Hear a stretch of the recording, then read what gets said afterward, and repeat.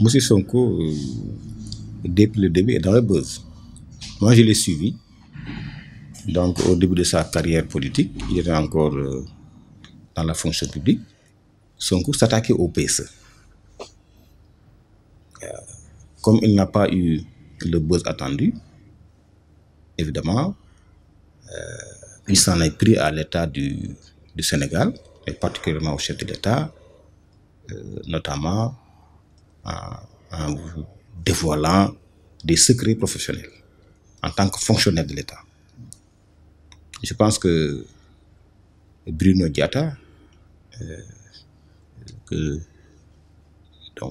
Dieu l'accueille dans son paradis, doit véritablement gêner Sonko, puisque tout le monde a loué la discrétion de Bruno Diatta et qui en savait des choses.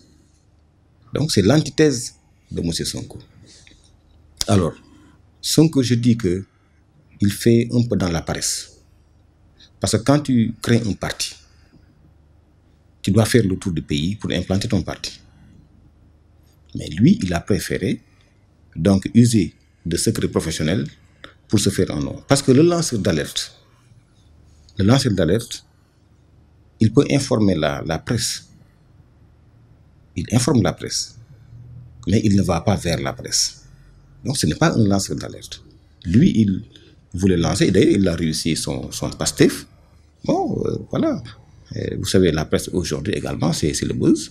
Évidemment, il l'a réussi. Maintenant, pour revenir à son livre, mais vraiment, le Sénégal, je ne comprends pas. Même Malick Gakou a sorti un programme. Hein. Un livre, c'est quoi? C'est écrit sur des feuilles, non? Si vous allez dans des maisons d'édition là, vous voyez des enfants de 10 ans qui écrivent des livres.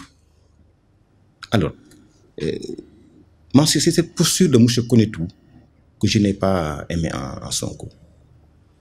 Puisque dans le Yono Yokote, qu'est-ce que le président Macky Sall avait fait? D'abord, il faut faire un état des lieux.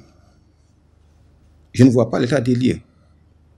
Il fallait que Sonko se prononce sur les comptes de la nation, qu'il se prononce sur les programmes, les projets majeurs.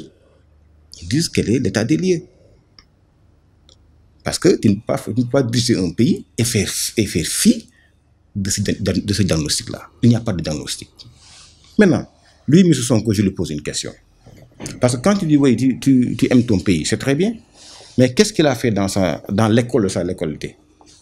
Qu'est-ce qu'il a fait dans le dispensaire ou l'hôpital de sa localité? Alors, quelles sont ses réalisations? Quel est son apport par rapport à la société dans laquelle il vit? Quel est son apport? Chez lui, est-ce qu'il a aidé les ASC?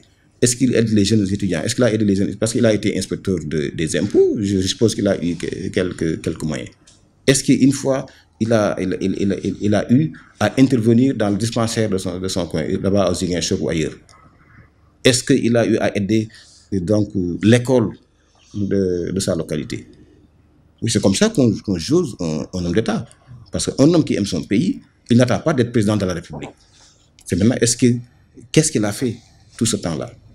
Alors, je l'ai entendu aussi dire qu'il ne va pas prendre le carburant de Total.